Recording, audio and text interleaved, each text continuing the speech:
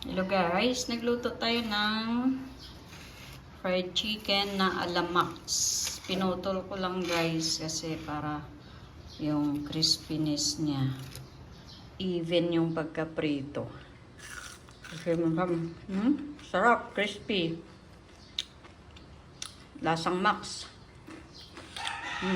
Sarap. Sarap yun guys, oh. Juicy siya juicy ang loob. Crispy ang labas. Yan. See? Harap. Kain guys.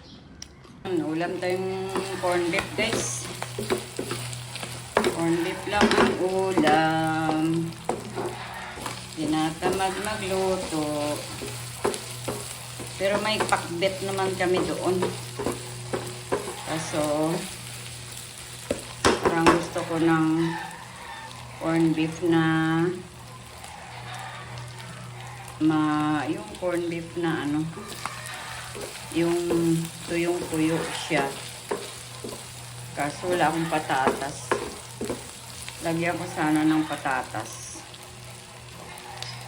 Kaso walang patatas.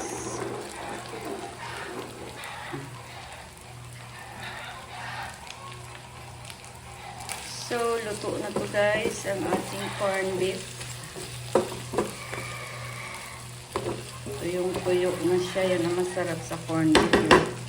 Tuyong-tuyo, hindi malansa. Ayan. Thank you for watching.